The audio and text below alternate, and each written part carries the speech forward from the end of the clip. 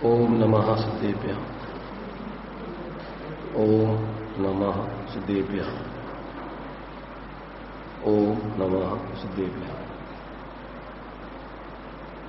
मंगलम भगवान वीरो मंगलम गौतमो मणि मंगलम कुंद कुंदाद्यो जैन धर्मोस्तु मंगलम सर्वमंगल मांगल्यम सर्वकल्याणकारकम प्रधानम सर्वधर्माणां जैनम जयतु शासनम जैनम जयतु शासनम वंदितु सर्वसिद्धि दुर्मचलमणोऽवंगतिं पत्ये मोक्षामि समय पाहु निर्मो श्रुति केवलीभणीरम् नमः समय साराय स्वानुभूत्या चकाशते चित्स्वभावाय भावाय सर्वभावान्तरच्चिते।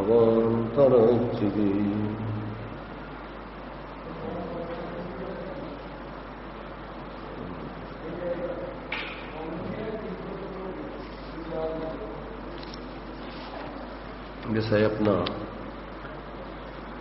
समय सारजी ग्रंथ के माध्यम से चल रहा है। इसमें जीवों के लिए किस प्रकार से अपना वास्तविक हित किया जा सकता है। जिन जीवों ने अपना आत्महित किया, सच्चे अर्थों में सुखी हुए, संसार के दुखों से छूटकर आत्मिक उस मोक्ष रूप दशा को किस प्रकार से प्राप्त किया जा सकता है, इन सब बातों को यहाँ पर बहुत ही सरल तरीके से जीवों के लिए आचार्य देव ने समझाया है। अभी दूसरे श्लोक की चर्चा अपनी टीकाकार अमृतचंद आचार्य देव के माध्यम से अपन ले रहे हैं। यहाँ सरस्वती अर्थात जिनवाणी को नमस्कार किया है। उस जिनवाणी का या सरस्वती का यथार्थ स्वरूप क्या है, उस बात को भी यहाँ पर बतलाया है। और उस सरस्वती में या उस जिनवाणी में किस प्रकार से वस्तु का स्वरूप ज्ञात होता है, देखा और दिखाया जाता है, उस बात को यहाँ स्पष्ट किया है। तो कल इसमें से अपन ने जो है थोड़ा सा पढ़ लिया था, थोड़ा सा विषय रह गया था। इसमें दिया था कि यहाँ भावार्थ फिर से पढ़ रहे हैं। यहाँ सरस्वती की मूर्ति को आशीर्वचन रूप से नमस्कार किया है। लौकिक में जो सरस्वती की मूर्ति प्रसिद्ध है वह यथार्थ नहीं है, इसलिए यहाँ उसका यथार्थ वर्णन किया है। सम्यक ज्ञान ही सरस्वती की सत्यार्थ मूर्ति है। सम्यक ज्ञान ही वास्तव में सरस्वती अर्थात वस्तु स्वरूप को जानने वाली दशा ज्ञान में ही, सच्चे ज्ञान में ही सिद्ध होती है। उसमें भी संपूर्ण ज्ञान तो केवल ज्ञान है जिसमें समस्त पदार्थ प्रत्यक्ष भाषित होते हैं। वह अनंत धर्म सहित आत्म तत्व को प्रत्यक्ष देखता है। कौन? केवल ज्ञान। इसलिए वह सरस्वती की मूर्ति है। और उसी के अनुसार जो श्रुतक ज्ञान है वह आत्म तत्व को परोक्ष देखता है। कौन? जो श्रुतक ज्ञान सब जीवों के लिए मति श्रुतक ज्ञान होता है, तो वो अज्ञान दशा में, मिथ्या दशा में तो वो अन्यथा जानता है। जैसे अभी जब तक जीव को तत्व ज्ञान नहीं होता, आत्मज्ञान नहीं होता, तब तक वो मुख्य रूप से तो इस शरीर को ही आत्मा मानता है, देह जीव को एक नहीं। और इससे संबंधित जो भी अपने लिए संयोग आदि हैं उनमें ममत्व करता है, ये मेरे हैं। तो चाहे चेतन पदार्थ हो चाहे अचेतन, जिस पर्याय में जाता है उस पर्याय संबंधी संयोग आदि को ही वो अपना मानता है अज्ञान दशा में। तो अब यहां पर जब सम्यक ज्ञान होता है, भगवान जिनेन्द्र के आधार से वस्तु स्वरूप का विचार करता है, 6 द्रव्य 7 तत्व आदि का विचार करता है, तो उसके लिए अपनी आत्मा इस शरीर आदि से अलग, ज्ञान लक्षण से लक्षित, जानने देखने वाली, अमूर्तिक इस शरीर के अंदर पृथक भाषित होने लगती है, अनुभव में आने लगती है।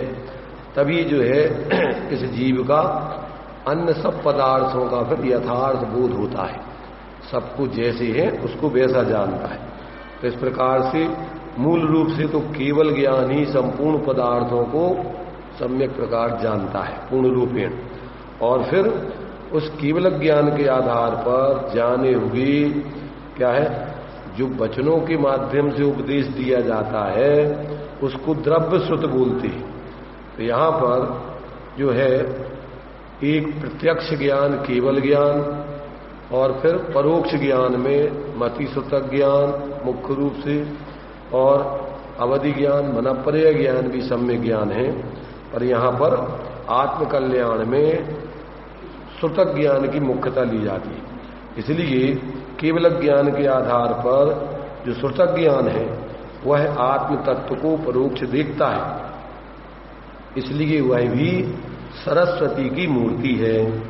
और द्रव्य श्रुत वचन रूप है, वह भी उसकी मूर्ति है, क्योंकि वह वचनों के द्वारा अनेक धर्मों वाले आत्मा को बतलाती है।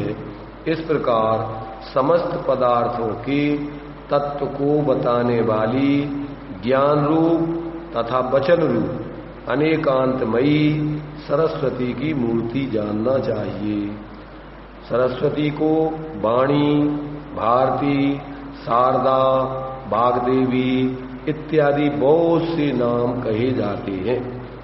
यह सरस्वती की मूर्ति अनंत धर्मों को स्यात् पद से एक धर्मी में अविरोध रूप से साधती है, इसलिए सत्यार्थ है। कितने ही अन्यवादी जन सरस्वती की मूर्ति को अन्यथा अर्थात प्रकारांतर से अन्य प्रकार से स्थापित करते हैं, किंतु वह पदार्थ को सत्यार्थ कहने वाली नहीं है। क्या बताया इसमें?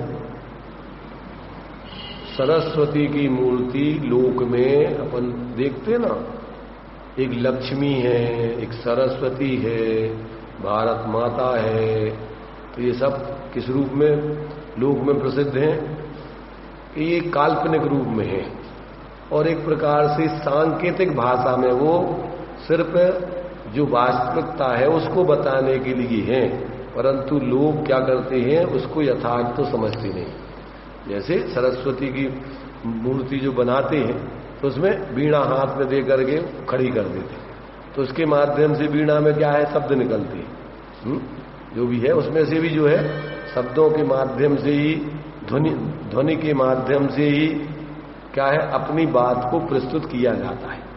लोग में अपन देखते हैं कि बांसुरी है, वीणा है, हारमोनियम है, तो इसमें भी तो अपन क्या है भजन वगैरह गीत संगीत वगैरह सब उसमें से निकालते हैं, तो वो भी जो है वो सांकेतिक भाषा में वो ही बतलाया है, परंतु वास्तव में तो अज्ञानता में लोग किसी माने एक देवी या स्त्री के रूप में सरस्वती को मानते हैं, तो वो ऐसी कोई सरस्वती नहीं, जैसी भारत माता नाम की कोई ऐसी कोई स्त्री नहीं है। वो तो भारत माता यानी कल्पना करके अपन ने इस भूमि को माता की संज्ञा दे दी, और जैसी माता अपने बच्चों का पालन पोषण करती है, ऐसे इस भूमि पर जो लोग पैदा होते हैं तो इस पर जीते हैं, अपना जीवन यापन करते हैं, तो इसको अपन एक माता की संज्ञा दे करके इस भूमि को भारत माता का नाम दे दिया है। तो ऐसा जो है वास्तव में तो ऐसा कोई माने स्त्री के रूप में या व्यक्ति के रूप में ऐसा कुछ है नहीं। तो ये सरस्वती क्या है? सरस्वती भी आत्मा का, जीव का ज्ञान है, सम्यक ज्ञान सरस्वती है। इसमें ही पदार्थों को सही जाना जाता है और फिर सही जान करके जो शब्दों में अपन बात बताते हैं, ये इसको द्रव्य श्रुत बोलते हैं। अपन जो शास्त्र वगैरह लिखे गए ना, तो ये सब द्रव्य श्रुत, इसको भी अपन सरस्वती, जिनवाणी, भारती, बागदेवी, ऐसे अनेकों नाम इसके अपन कहते हैं। हाँ, वो भी द्रव्य श्रुत है, वो भाव। तो ज्ञान में अपन शब्दों से क्या करती है? संकेत करती है, और उस शब्दों से अपन फिर अपने ज्ञान में लेकर के अर्थ को जानते हैं, और फिर ज्ञान में उसका निर्णय करके फिर किस लिए वो बात बताई गई है उससे अपन अपना प्रयोजन साधते हैं। तो लोक में भी अपन यही सब काम करते हैं। तो यहां पर मैंने आचार्य देव ने उस सरस्वती को किस रूप में नमस्कार किया है कि हे सरस्वती, यानी सम्यक ज्ञान पूर्वक बोले गए वचन, लिखे गए वचन लोक में सदा विद्यमान रहो, जिससे जीव वस्तु स्वरूप को समझकर सम्यक ज्ञान को प्राप्त करके अपना आत्महित करती रहें। ऐसी भावना इसमें आचार्य देव ने इस सरस्वती की स्थापना करके या सरस्वती का स्वरूप बताकर ऐसा अपना भाव व्यक्त किया है। देखिए, यहां कोई प्रश्न करता है कि आत्मा को अनंत धर्म वाला कहा है, सो उसमें भी अनंत धर्म कौन कौन से हैं? उसका उत्तर देते हुए कहते हैं कि वस्तु में अस्तित्व, वस्तुत्व, प्रमेयत्व, प्रदेशत्व, चेतनत्व, अचेतनत्व, मूर्तिकत्व, अमूर्तिकत्व इत्यादि धर्म तो गुण हैं, और उन गुणों का तीनों कालों में समय समयवर्ती परिणमन होना पर्याय है, जो कि अनंत हैं, और वस्तु में एकत्व, अनेकत्व, नित्यत्व, अनित्यत्व, भेदत्व, अभेदत्व, शुद्धत्व, अशुद्धत्व आदि अनेक धर्म हैं। वे सामान्य रूप धर्म तो वचन गोचर हैं, किंतु अन्य विशेष रूप अनंत धर्म भी हैं, क्योंकि वचन के विषय नहीं है, किंतु वे ज्ञान गम्य हैं। अतः ज्ञान गम्य हैं। आत्मा भी वस्तु है, इसलिए उसमें भी अपने अनंत धर्म जानना चाहिए।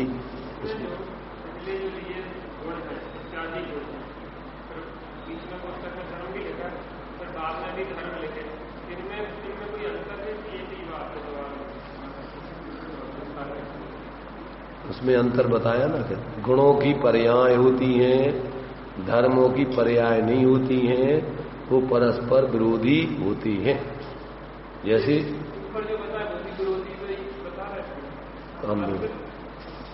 क्या बता रहे हैं? विरोधी अस्तित्व, वस्तुत्व, द्रव्यत्व जो आत्मा में गुण है वे बतला रहे हैं। ये भी गुण है।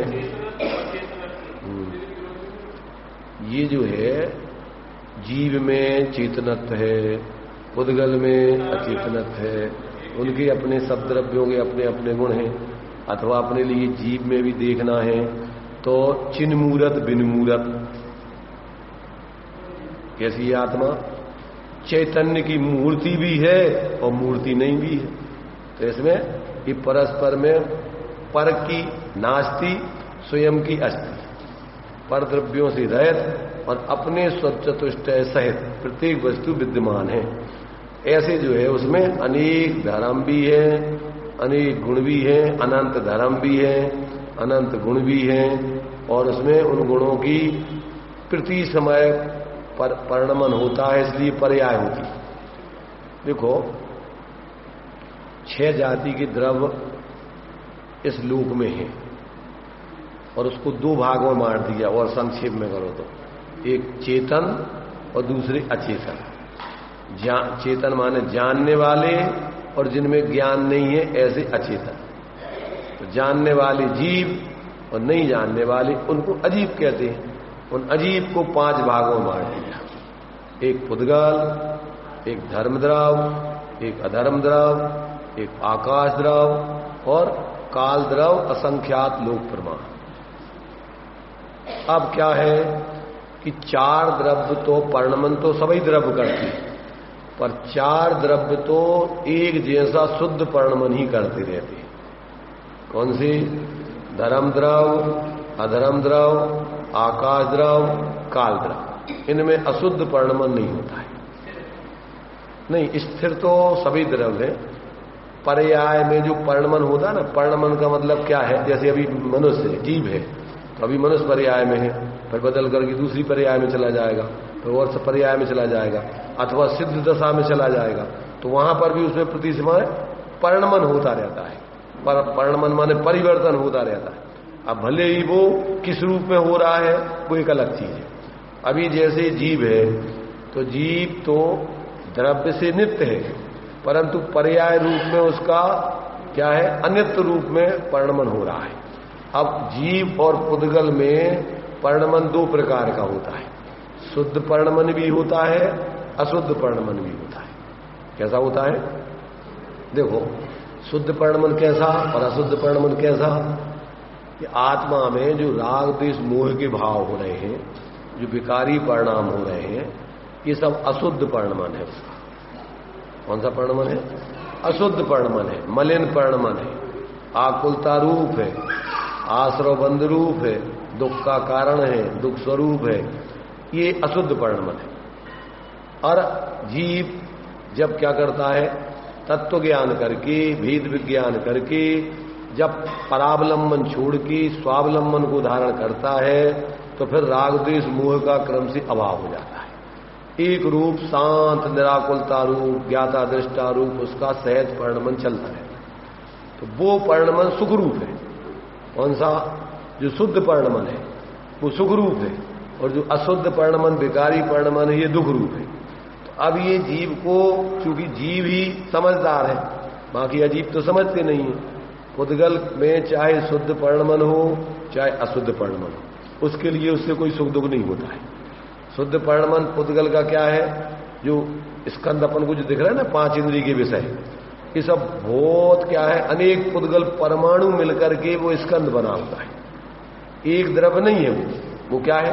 अनेक द्रव्यों का समूह है, समान जाके। क्योंकि अपन देखते हैं, जैसे मान लीजिए अभी शरीर है अपना, तो पहले बाल अवस्था में छोटा सा होता है, धीरे धीरे बढ़ते इसमें इस पुद्गल के और परमाणु इकट्ठे होते जाते हैं, मोटा तगड़ा हो जाता है। फिर धीरे धीरे जब बुढ़ापा आने लगता है तो फिर धीरे धीरे उसमें से परमाणु बिखरने लगते हैं, धीरे बिल्कुल दुबला हो जाता है, अंत में बिल्कुल क्या है? बहुत मानो उसकी शरीर की स्थिति जब सूख जाता है। तो ये क्या है? पुद्गल परमाणु। और इसके बाद जब इसमें से आत्मा निकल जाएगी तो इसके लिए कोई जला देंगे या कोई गाड़ देंगे, तो सब गल करके उसके पुद्गल परमाणु सब बिखर जाएंगे, या जल करके बिखर जाएंगे, या पानी में डाल देंगे, या कोई जानवर खा जाएंगे, वो सब परमाणु अलग अलग हो जाएंगे, दूसरे रूप में। तो ये क्या है? अब उसमें वो जो छोटे, सबसे छोटा हिस्सा पुद्गल का वो है द्रव्य, जिसका दूसरा टुकड़ा नहीं होता है, जिसको अपन परमाणु बोलते हैं। परमाणु माने सबसे छोटा हिस्सा, परम माने सबसे छोटा, अणु माने हिस्सा। ये क्या कहलाता है? ये द्रव्य है जिसकी पर दूसरा खंड नहीं होता है, पर जो मिलकर के बहुत से परमाणु स्कंद बन जाते हैं तो वो क्या है?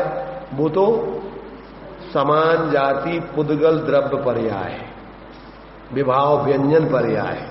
तो वो क्या है? वो तो उनका स्वभाव पूर्ण गलन है, मिल जाते हैं बिखर जाते हैं, फिर मिल जाते हैं फिर बिखर जाते हैं, वो ऐसे ही होता रहता है। तो अब जीव का क्या होता है कि जीव को जब तक भेद विज्ञान नहीं करता है, आत्मज्ञान करके परावलंबन से जो मोह राग द्वेष के भाव होते हैं उनका भाव नहीं करता है, तब तक ये जीव नए नए कर्मों का आश्रय बंद करके नए नए शरीरों को प्राप्त करके चतुर्गति में घूमता रहता है, अशुद्ध दशा को प्राप्त किए रहता है। तो ये अपन को यहां पर ये इन सब बातों को समझाने का प्रयोजन ये है कि जीव को इन सब बातों को समझ के जो अभी नासमझी में इन बाहर के पदार्थों में मूर्छित होकर जी रहा है, मोह ममता पूर्वक जी रहा है, निरंतर आकुलता पूर्वक जी रहा है। अब ये समझ करके अब यहां आए थे तो अपना किसी से कोई परिचय नहीं था, किसी से कोई रिश्तेदारी नहीं थी, ठीक है। जब जीव पैदा होता है तो उसका किससे क्या संबंध है? नया आया है, अन्य पर्याय से आया है, यहां किसी से कोई परिचय नहीं। और जब तक आयु जब तक रहेगा और मोह ममता करके अपनी कल्पनाओं से और क्या करता है, राग द्वेष करते हुए निरंतर आकुलता में जिएगा। और जब आयु पूरी हो जाएगी तो क्या होगा, आयु पूरी हुई और यहां एक क्षण भी नहीं रह सकता है, इस शरीर आदि को, इन संयोगों को छोड़ के चला जाएगा। क्या ले जाएगा अपने संगे? धन समाज गज बाज राज तो काज न आवे, ज्ञान आपको रूप भई फिर अचल रहा है। आपने अपने साथ में ज्ञान जाएगा, आत्मा जहां जाएगी अपनी गुण पर्यायों को लेकर साथ में जाएगी और बाहर का कुछ नहीं जाएगा। और यदि अब उसने अगर भेद विज्ञान कर लिया, सम्यक ज्ञान, तो वो सम्यक ज्ञान ले जाएगा। और यदि मिथ्या ज्ञान है तो वे कुसंस्कार लेके जाएगा और आगे जाकर के चूंकि कर्मों का आश्रय बंद करके जाएगा तो कोई ना कोई पर्याय में जाएगा। और वहां क्या है, जाएगा जैसे ही उस पर्याय में फिर मूर्छित होके फिर जीने लगेगा।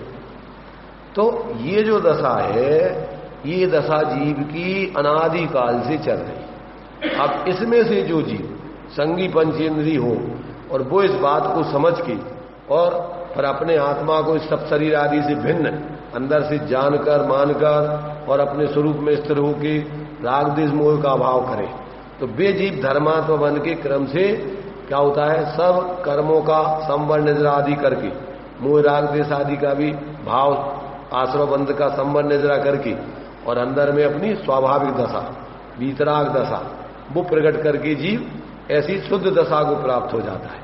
और वो फिर जीव क्या है, सदा काल अब विकारी परिणामों से संयोग शरीर आदि मिलते थे, और जब विकारी परिणाम नहीं करेंगे तो नए कर्मों का आश्रय बंद होगा नहीं और पुराने कर्म निर्जित हो जाएंगे। और विकारी परिणाम जब है नहीं तो अपने लिए अंदर से भी कोई आकुलता नहीं और बाहर से भी सब संयोगों का अभाव होकर के आत्मा पूर्ण शुद्ध होकर के सब संयोगों को छोड़ के और लोक के अग्र में जाकर के एक समय में स्थित हो जाएगी। और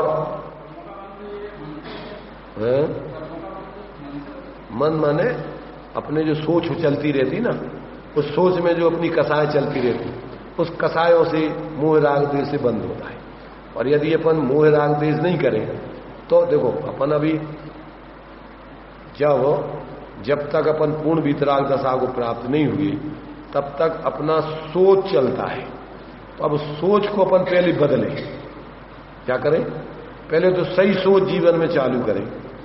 कैसा चालू करें कि देखो भैया, अपना यहां व्यवहार से भले ही अपन जिस परिवार में पैदा हुए, जिस देश में पैदा हुए, जिस समाज में पैदा हुए, तो अपन व्यवहार से उसको अपना भले ही कह रहे। पर परमार्थ से क्या है कि परमार्थ से तो जहां देह अपनी नहीं तहां न अपना कोई, घर संपत्ति पर प्रगट है, पर है परिजन लोग।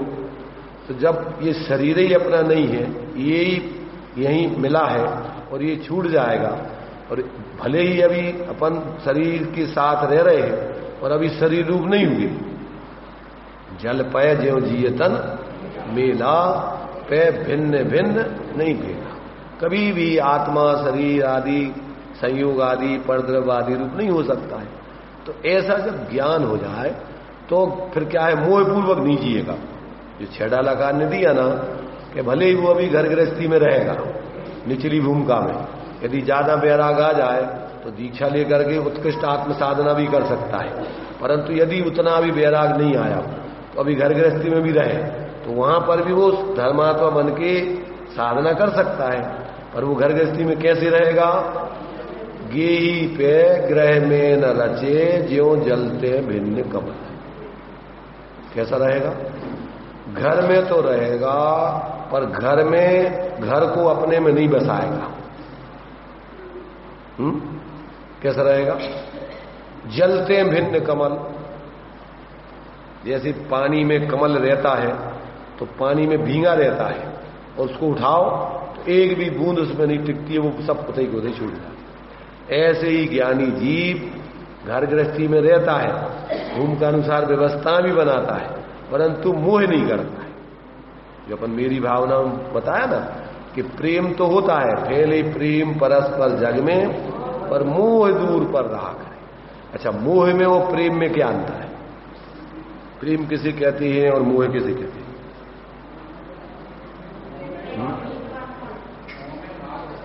मोह में राग। देखो, मोह में क्या होता है कि वो किसी चीजों में अपनापन कर लेता है, किसी में परायापन कर लेता है, और किसी को अच्छा मान लेता है, किसी को बुरा मान लेता है, और उसमें वो अपना लौकिक स्वार्थ साधता है। वो पारमार्थिक दृष्टि से न उनकी आत्मा को जानता है, न अपनी आत्मा को जानता है। इसलिए वो जो मेरे परिवार, मेरा कुटुंब, मेरे भाई, मेरे पिता, मेरी माता, मेरी पत्नी, तो वो मेरा करता है। पर प्रेम में क्या होता है? प्रेम में किसी व्यक्ति विशेष से उसको लगाव नहीं होता है। कैसा होता है? फैले प्रेम परस्पर जग में, वो सब जीवों के प्रति आत्मीयता रखता है, सबको अपने समान समझता है, और सबके हित के बारे में सोचते हुए ये जानता है कि हमारे सोचने से किसी का हित नहीं होगा। प्रत्येक जीव का हित है तो उसके भावों से और उसके द्वारा किए हुए कर्मों को ऐसी परिस्थितियां मिलेंगी। हमारे सोचने से उसका कुछ नहीं हो सकता है। फिर भी हमारे अच्छे सोचने से पाप का आश्रयबंध नहीं होगा, बुरे सोचने से पाप का आश्रयबंध होगा, और सोच ना करके निर्विकल्प होकर अपने स्वरूप की आराधना करने से धर्म होगा, कर्मों का संवर होगा, निर्जरा होगी। तो अब वो धीरे धीरे अपने उपयोग को इन विकल्पों से रहित करके और अपने उपयोग को अपने में शांत करके और निर्विकल्प होने का अभ्यास करेगा। क्यों? कि प्रत्येक आत्मा का स्वरूप कैसा है? शांत निराकुल चेतन। अशांति वाला आत्मा नहीं है इसे। अशांति तो अपन ने मोह से पैदा की है इसे, और अपन ने पैदा की है, किसी दूसरे ने तुम्हें पैदा नहीं कराई, और अपन ही उसका विवेक पूर्वक त्याग कर सकते हैं।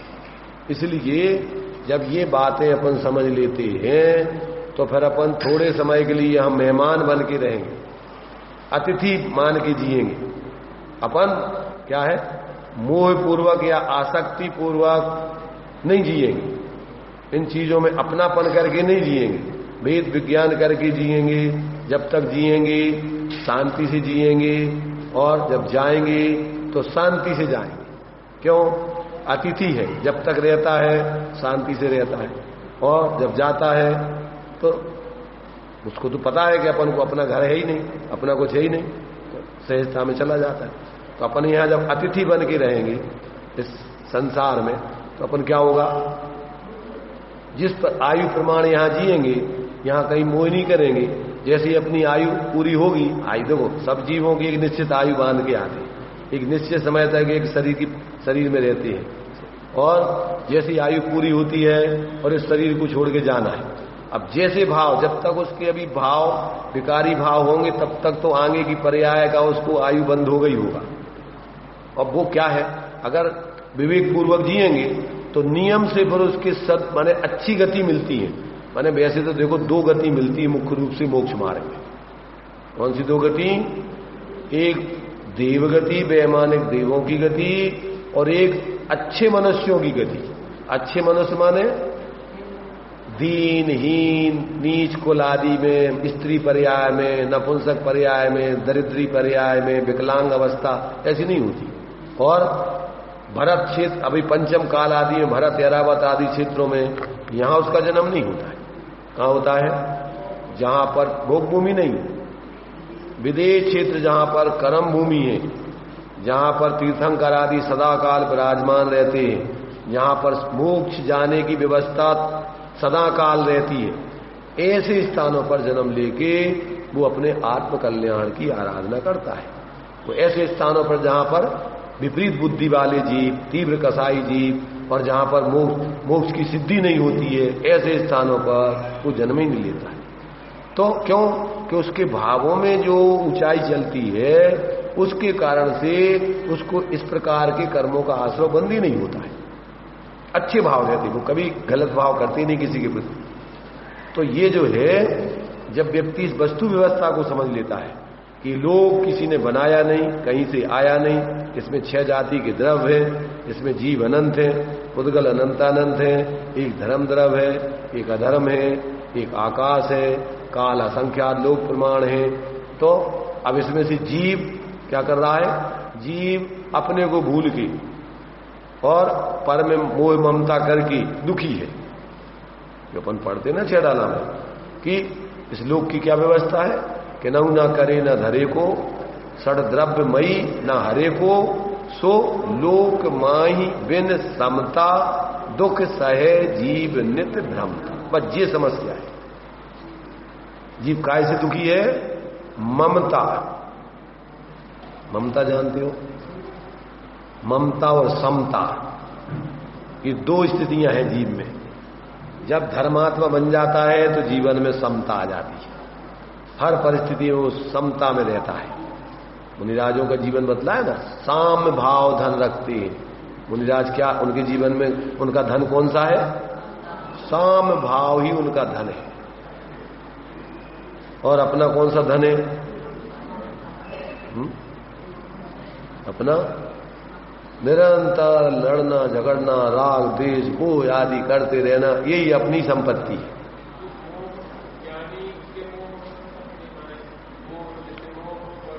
मोह के 2 भेद हैं। मोह के 2 भेद हैं, एक दर्शन मोह, एक चारित्र मोह। दर्शन मोह ज्ञानियों के नहीं होता। चारित्र मोह एक सीमा तक रहता है, गुण स्थानों की परिपाटी, बुद्धिपूर्वक 6वें गुण स्थान तक, अबुद्धिपूर्वक 10वें गुण स्थान तक। इसके ऊपर फिर मोह का, चारित्र मोह का भी अभाव हो जाता है। और ये जीव पूर्ण वितराग दशा को प्राप्त करके, परिक्रम से आगे सर्वज्ञ दशा को प्राप्त करके अरहंत और सिद्ध दशा को पा लेता है। वो दर्शन मोह। हाँ, तो वो प्रेम कैसा रहेगा? तात्विक दृष्टि से आत्मिक दृष्टि वाला है। वो स्वार्थमय प्रेम नहीं है। देखो, स्वार्थ और प्रेम में क्या होता है? प्रेम में तो व्यक्ति को किसी भी परिस्थिति में दूसरों के प्रति दुर्भाव पैदा नहीं होता है। और स्वार्थ में क्या होता है? अपने जब तक अपना प्रयोजन सत्ता रहता है तब तक अपन को बाहर में उसके प्रति लगाव रहता है। और जैसे ही अपना स्वार्थ सधने में बाधा आती है, वैसे ही अपन उसके विरोध में खड़े हो जाते हैं, वैसे ही वो अपना शत्रु बन जाता है, वैसे ही अपन उससे दुश्मनी कर लेते हैं, बैर विरोध आदि कर लेते हैं, उससे लड़ना, उसका अहित सोचने लगते हैं। ये अंतर है काय में? मोह में और प्रेम में। प्रेमी जिसको सम्यक ज्ञान पूर्वक जीवों के प्रति प्रेम है, वो किसी भी हालत में किसी के प्रति कभी दुर्भाव करते ही नहीं है। क्यों? कि देखो, उसका स्वार्थ होता ही नहीं है कुछ भी। सम्यक दृष्टि निस्वार्थ ही होता है। निस्वार्थ माने निकांक्षित अंग होता है उसमें, तो वो किसी से कोई अपेक्षा रखता ही नहीं है। इसलिए देखो, ये बात तो अपने लिए जो सामान्य मंद कसाई जीव, जो जैसे तुम्हारे से कबीरदास जी हुए, तो उन्होंने लिखा, कबीरा खड़ा बाजार में सबकी चाहे खैर, ना काऊ से दोस्ती ना काऊ से बैर। दोस्ती दुश्मनी किनकी होती है? मोही जीवों की होती, स्वार्थी जीवों की होती है। ज्ञानी जीवों की किसी से ना दोस्ती होती है और ना दुश्मनी होती है। खैर तो सबकी चाहते हैं, सुखी रहे सब जीव जगत के, सब जीवों के कल्याण की भावना तो उनके रहती है, परंतु उनके कोई दोस्त और दुश्मन नहीं होते। या तो सभी उनके मित्र हैं, और या फिर किसी से उनका कोई अपनापन, किसी प्रकार का अपने आत्मा के अलावा उनका कुछ नहीं है। तो जब व्यवहार से देखते हैं तो सब जीवों को अपने समान समझ करके व्यवहार से सबको अपना मित्र समझते हैं, अपने समान समझते हैं। और परमार्थ से जब विचार करते हैं तो अपनी आत्मा को छोड़ के परमाणु मात्र अपना कोई है ही नहीं, इसलिए फिर अपने में ही वो अपनापन रख करके किसी प्रकार विकल्प मात्र नहीं करते। तो ये जो स्थिति है जीवों के जीवन में, जब तक इस प्रकार से यथार्थ तत्व ज्ञान नहीं होता तब तक उनका सोच सम्यक नहीं होता है, उदार नहीं होता है, सब जीवों के हित का नहीं होता है, स्वार्थमय होता है, राग द्वेषमय होता है, अपने पराये का भेद करता है, ऐसे अनेक प्रकार के उसकी विपरीत भाव करता रहता है और उससे उसके लिए निरंतर क्या है, आर्तरोध ध्यान चलता है। उसके जीवन में धर्म ध्यान और शुक्ल ध्यान जो सम्यक दृष्टियों को ही होती है वो ध्यान उनके जीवन में होते नहीं, कभी सच्चा विचार चलते नहीं। हाँ, अब जिसको धर्मात्मा बनना है तो वो आगम से इन बातों को समझ के अपने विचारों को बदलता है, अपने कुसंस्कारों को तोड़ता है, बार बार वो ज्ञानियों के बताए हुए मार्ग पर चलने का, जीने का अभ्यास करता है, तो धीरे धीरे उसके विपरीत कुसंस्कार दूर हो जाते हैं और अंदर से अपनी आत्मा के अवलंबन से सम्यक ज्ञान, सम्यक दर्शन, सम्यक चारित्र प्रकट हो जाता है और उससे फिर उसके जीवन में आत्म शांति के साथ साथ व्यवहार में उसके फिर बहुत ऊंचे विचार चलते हैं। सब जीवों को वो अपने समान सामान्य से समझता है, वो किसी को अपना बैर विरोध करने वाला यानी अपना या पराया नहीं समझता है। ये सब जीव हैं, वास्तव में स्वतंत्र है और कोई किसी को कुछ देता लेता नहीं है परमार्थ। इसलिए अपन को किससे दुश्मनी हो, किससे दोस्ती, ऐसा ज्ञान करके वो वास्तव में इस प्रकार से जो मिथ्यात्व अवस्था में विकारी परिणाम होते हैं, ऐसे परिणाम उसके जीवन में कभी भी नहीं होते हैं। इसलिए उसको पाप का आश्रय बंद ऐसे, क्योंकि ऐसे भाव विपरीत भाव होते हैं वही दुर्गति में जाते हैं। जब उसके अच्छे भाव होते हैं, अभी जब तक पूर्ण वितराग नहीं हुआ, उसके साथ में रहने वाले परिणाम उसके बहुत ही पवित्र होते हैं, सब जीवों के हित के होते हैं, आत्मीयता के होते हैं, इसलिए उसको उस जाति के पाप का आश्रय बंद होते नहीं है, साथ ही से पुण्य बनता है। ऐसा जीव तो तीर्थंकर आदि पद को प्राप्त करता है। तीर्थंकर कौन बनता है? मिथ्या दृष्टि तीर्थंकर नहीं बनता है, सम्यक दृष्टि बनता है। और चक्रवर्ती पद भी सम्यक के काल में ही उसके लिए वो बंद होता है। सामान्य लोग चक्रवर्ती आदि 63 साल आगा के पुरुष नहीं बन सकते, वो तो नारायण प्रतिनारायण वगैरह बाद में निदान कर लेते हैं सम्यक के बाद, इसलिए फिर वो बाद में दुर्गति के पास हो जाते, परंतु वो भी मोक्षगामी है, वो भी नियम से मोक्ष जाते क्योंकि सम्यक पूर्वक ही वो 63 साल आगा के पद प्राप्त होते। तो ये जो है अपन को यहां जीव के विकारी और निर्विकारी दो प्रकार के परिणाम होते, परिणमन होता है। तो विकारी परिणाम ही संसार का कारण है, निर्विकारी परिणाम ही मोक्ष मार्ग और मोक्ष के कारण है। इसलिए जब ये तत्व ज्ञान करके स्वाश्रय से निर्विकारी परिणामों का जीवन में प्रकटपना करता है, तभी उसके जीवन में वास्तव में सच्ची शांति, निराकुलता, धर्मात्मपना प्रकट होता है और फिर क्रम क्रम से वो पूर्ण विकार पराश्रय रूप आश्रवादी भावों का अभाव करके और स्वाश्रय से पूर्ण वीतराग विज्ञानता की दशा प्राप्त करके सुखी होता है। तो ये अपन को जिनवाणी ये बतलाती है कि कहां से मिलेंगी ये बातें, कि सर्वज्ञ भगवान के अलावा और कोई नहीं बता सकता है। तो जिनको सर्वज्ञ भगवान का शासन नहीं मिला है, वे व्यक्ति तो अभी पहले उनका सही सोच ही पैदा नहीं हो सकता है। धर्म के नाम पर संप्रदाय बना लिए लोगों ने, और समझाने वाला भी सही निष्पक्ष नहीं मिलते और समझने वाले भी खुद सही नहीं समझते। जिनवाणी तो है तो तुम समझो, तो उसमें तो जो बातें लिखी हैं सही समझ सकते हो, परंतु अपन सही समझते भी नहीं और समझाने वाले भी अपन वे ढूंढते हैं जो अपनी कसाय का पोषण करें। देखो सांप्रदायिक बुद्धि में क्या होता है, अपन निष्पक्ष लोगों को सुनने नहीं जाएंगे, किनको सुनेंगे? कि जो अपनी कसाय का, अपने संप्रदाय का पोषण करते हो, उन्हीं के पास जाएंगे। तो वे तो तुम्हारे लिए सांप्रदायिकता और कसाय की बातें सुनाएंगे, उससे तो तुम्हारा कल्याण होना नहीं। इसलिए आचार्यों ने बतलाया कि सच्चे उपदेशक को लोगों में जो गलती चल रही हो उस गलती को बताएं, जिनके जो पक्ष आ गया हो संप्रदाय की, उन संप्रदाय के पक्षों को मिटाएंगे, किसी प्रकार से उनके संप्रदाय के पक्ष का पोषण नहीं करें। जैसे शास्त्रों में वर्णन निश्चय व्यवहार दो तरीके से है, तो व्यवहार उसी को कहते हैं जो परमार्थ की सिद्धि का कारण हो, शुद्धि का कारण हो, परमार्थ के साथ में रह करके उसकी साधना में सहकारी हो, उसका नाम व्यवहार है। और जो उसके परमार्थ का कारण नहीं हो, परमार्थ का सहकारी नहीं हो, वो व्यवहार ही नहीं हो। तो अब पहले तो लोग उस परमार्थ को, मतलब आत्मा का जो स्वाश्रय जीवन है वो ही परमार्थ है, और स्वाश्रय जीवन के बिना कोई जीवन उसका परमार्थ ही नहीं। उस परमार्थ की स्वाश्रय जीवन की सिद्धि करे जो व्यवहार करावे, और उसके साथ रह करके उसकी साधना में सहयोगी बने, तो वो व्यवहार ही है। अन्यथा तो सब रूढ़ी है, परंपरा है, देखा देखी है, संप्रदाय बुद्धि है, ये सब व्यवहार के नाम पे ये चलता है। तो यहां पर ये बातें कि आत्मा में ऐसे अनंत गुण धर्म हैं, जब तक जीव को अपने इन गुण धर्मों के स्वरूप का बोध नहीं होता, और कौन से गुणों का परिणमन अपना बेकारी चल रहा है और उससे अपना अहित हो रहा है, जब तक उसको समझ की, जब तक उन गुणों का समीचीन परिणमन, जैसे श्रद्धा गुण का विपरीत परिणमन मिथ्या ज्ञान, गुण का विपरीत परिणमन मिथ्या ज्ञान, चारित्र गुण का विपरीत परिणमन मिथ्या चारित्र माने राग द्वेष के परिणाम, अस्थिरता के परिणाम, वीर का विपरीत परिणमन पर की संरचना में लगते रहना, ताकत पर में लगाते रहना।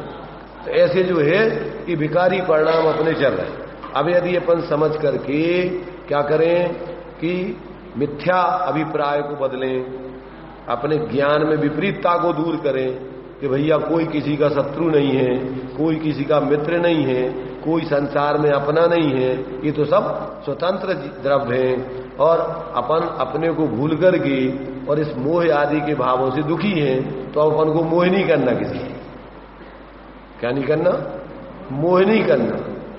तो अपन पढ़ा ना मेरी भावना कि प्रेम तो देखो विवेक पूर्वक जीवों के प्रति अपन को आत्मीयता का भाव तो रखेंगे, भैया ये भी अपने समान है, तो उनके साथ दुर्व्यवहार नहीं करें, दया का व्यवहार करें, माने उनका हित रूप व्यवहार करें जिसमें इनका हित नहीं हो। देखो चाहे आप दुकानदार हो, चाहे नौकर चाकर हो, किसी भी स्थिति में जी रहे हो, हर समय देखो सम्यक दृष्टि धर्मात्मा रहता है। ऐसा नहीं है कि वो मंदिर में धर्मात्मा और दुकान पे जाकर के बेईमान आत्मा,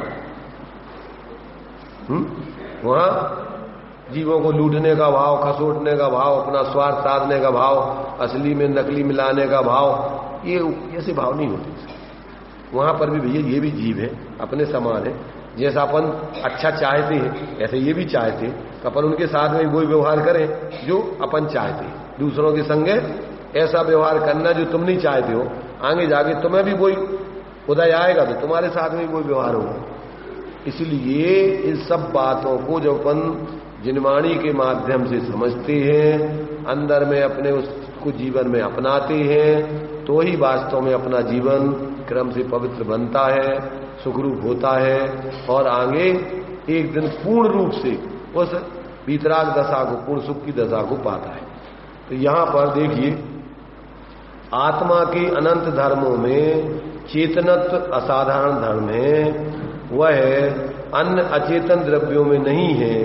सजाती जीव द्रव्य अनंत है, उनमें भी यद्यपि चेतनत्व है, इनमें अन्य जीवों में भी, परंतु उसमें क्या है कि उनमें भी अनंत जीवों में भी यद्यपि चेतनत्व है, तथापि सबका चेतनत्व निज स्वरूप से भिन्न भिन्न कहा है, क्योंकि प्रत्येक द्रव्य के प्रदेश भेद यानी प्रदेश भिन्न होने से वह किसी का किसी में नहीं मिल सकता।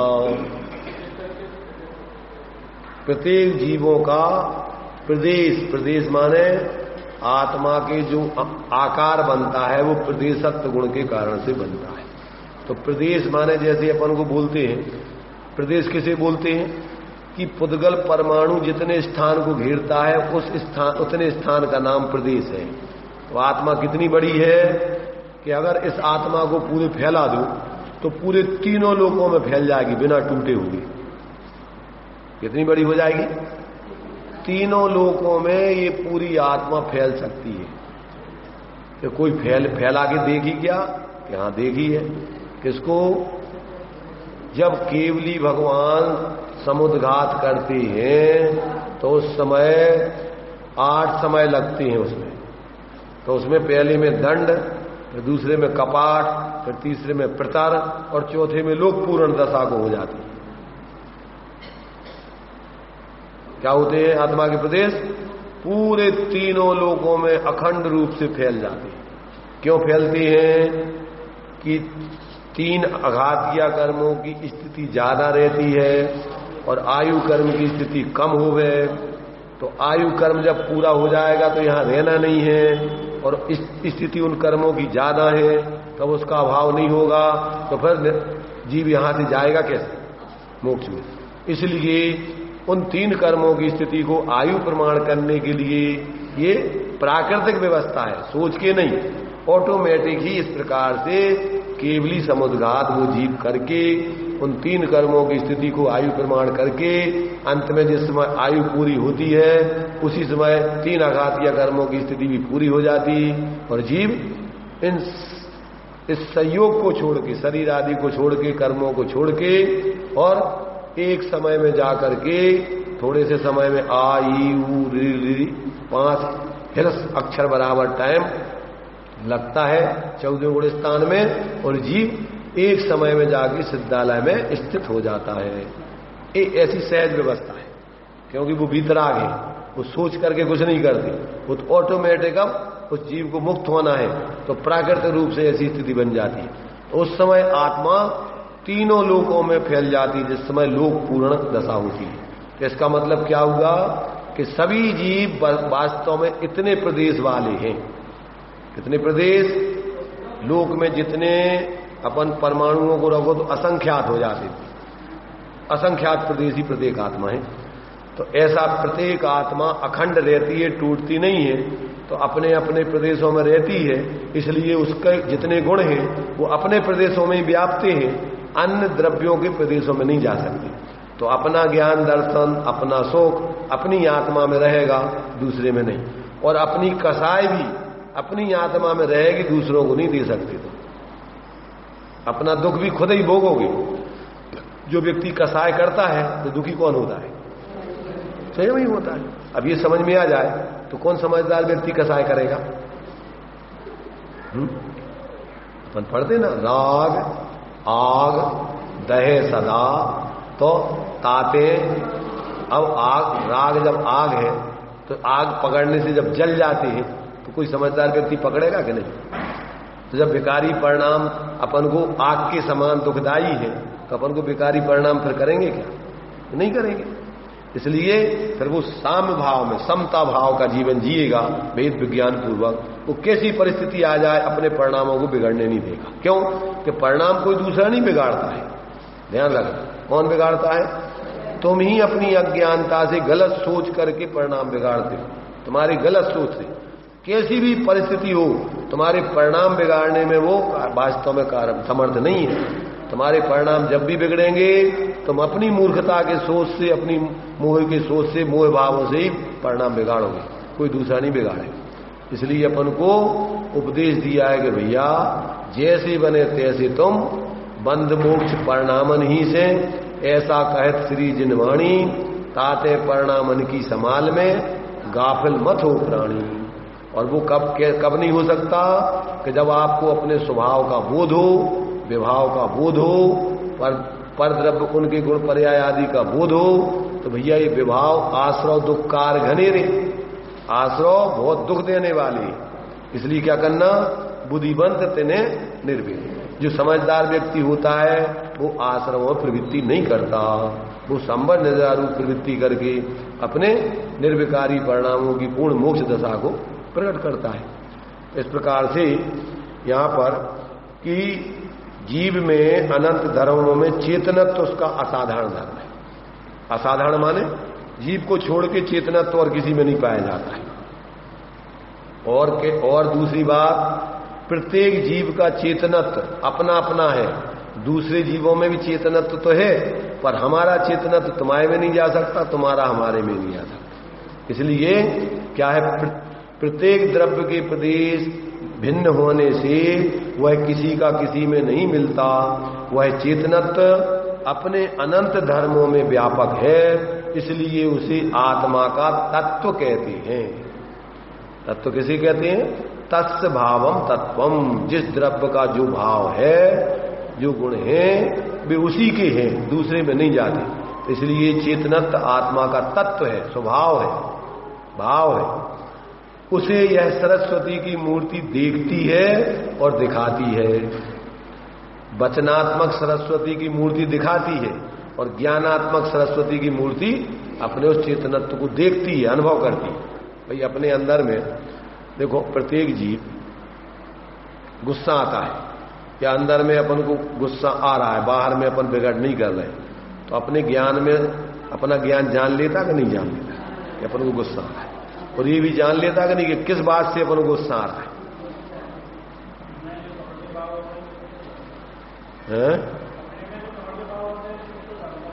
क्यों जानता है? कपट के भाव होते हैं, क्यों जानता है उसको? क्यों जानता? स्वभाव है जानने का, ज्ञान का स्वभाव है सबको जानने का। और अगर नहीं जाने तो उस कपट के भाव को अलग कैसे करेगा? कसाय के अगर वो नहीं जाने अपने भावों को, तो उन भावों को दूर कैसे करेगा, उनका अभाव कैसे करेगा? इसलिए ज्ञान में सब कुछ ज्ञात होता है, जरूरत है उसको सजग रह करके समझ करके, और फिर जो भाव अपन को दुख के कारण है उन भावों को अपने जीवन में पैदा नहीं होने देवे। जैसे मान लीजिए देखो, गुस्सा आता है ज्यादातर कर्तृत्व स्वामित्व बुद्धि रखने से, पर द्रव्यों में कर्तृत्व स्वामित्व बुद्धि रखने से गुस्सा आता है।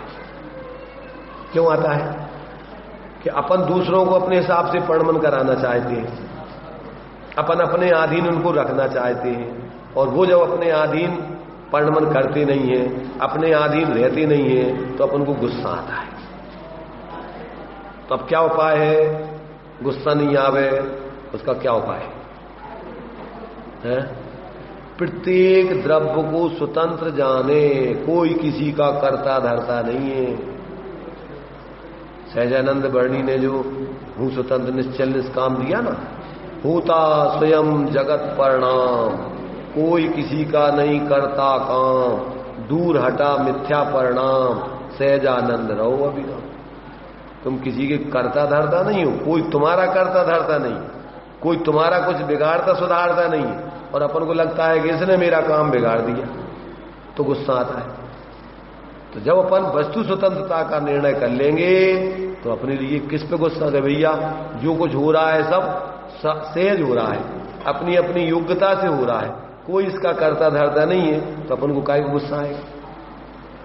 और व्यवहार में जो परिस्थिति बन रही है वो अपने पूर्वकृत किए हुए कर्मों के उदय से बन रही है। व्यवहार में परमार्थ से तो प्रत्येक वस्तु स्वतंत्र रूप से परिणमन कर रही है, और व्यवहार में जो अपन को व्यवस्था बन रही है संयोग आदि की, वो कैसे बन रही?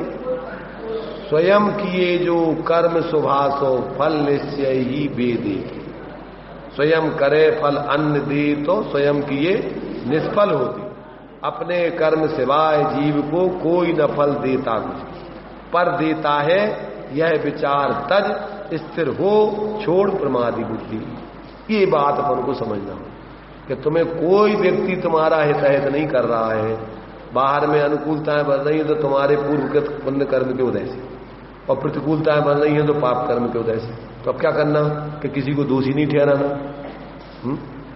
दूसरे को कर्ता नहीं मानना, जान करके वेद विज्ञान करके उसमें किसी प्रकार से अन्यथा सोच रख करके राग द्वेष नहीं करना। अपन जब ये मानते हैं कि इनने हमारा हित कर दिया तो उनमें अपन मोह कर लेते, राग कर लेते, इनने हमारा हित कर दिया तो उनसे द्वेष कर लेते, दुश्मनी कर लेते। जब ये जाने कि कोई करता धरता नहीं है तो ना मोह करेंगे, ना राग करेंगे, ना द्वेष करेंगे।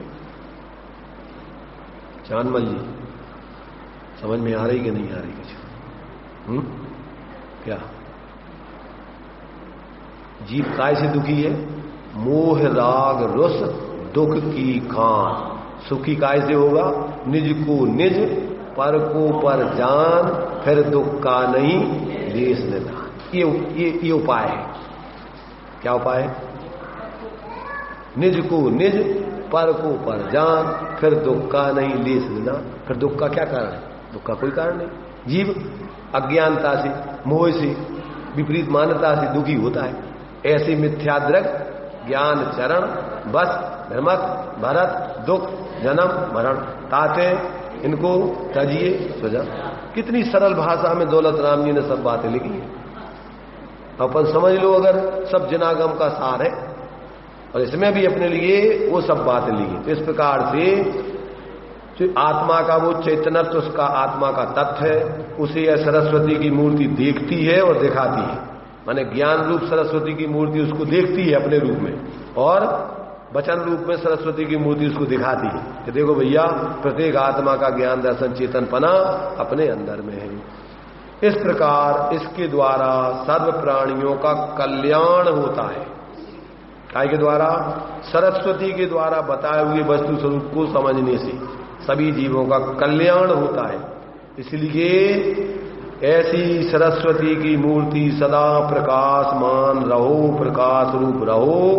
इस प्रकार इसके प्रति आशीर्वाद रूप वचन आचार्य देव ने कहा है। आशीर्वाद माने अच्छा भाव, दूसरों के प्रति इस प्रकार का पवित्र परिणाम। तो अब आचार्य देव का ऐसा परिणाम है कि सब जीवों को ऐसी सम्यक ज्ञान की सरस्वती देवी उनकी आत्मा में प्रकट हो, और वचनों रूप जिनवाणी से अपने जीवन में तत्वों को समझकर अज्ञान को दूर करके और ऐसा ज्ञान पूर्वक जीवन जिए, ये आचार्य देव की ऐसी भावना है। तो इस प्रकार से कि दूसरे छंद में आचार्य अमृतचंद देव ने सरस्वती का स्वरूप और उसमें बताए हुए तत्वों की स्थिति और जीवन में उस प्रकार की सरस्वती से अपने अज्ञान मिथ्यात्व आदि का भाव करके सम्यक ज्ञान की प्राप्ति में कारण उसको बता करके, और ऐसी शास्त्र सरस्वती की मूर्ति कहो, शास्त्र कहो, जिनवाणी कहो, ये सदा कहती है जयवंत रहो। जयवंत रहो माने लोक में विद्यमान रहो, ताकि सब जीव वास्तविकता को समझकर और क्या करें, मोह राग देश का भाव करके और स्वास्थ्य से पूर्ण सुख को प्राप्त करें। इस प्रकार से अपना दूसरा छंद पूर्ण हुआ। आगे तीसरे छंद में आचार्य देव क्या करेंगे, अपनी भावना, अब अपने जीवन की वो भावना व्यक्त करके देव शास्त्र गुरु, तो अब ये स्वयं गुरु है, तो वे अंत में अब अपनी भावना व्यक्त करेंगे कि हम इस शास्त्र को लिख करके क्या चाह रहे हैं, उसको अब इसको स्पष्ट करके फिर इस ग्रंथ का यहां पर आगे क्रम से प्रारंभ होगा। अभी अपना टाइम हो चुका है।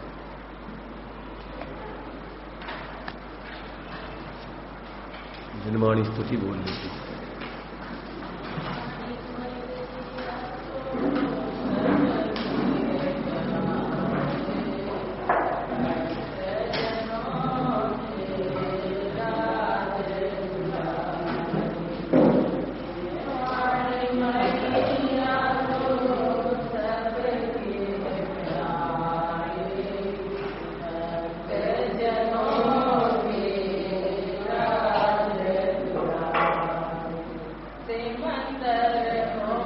से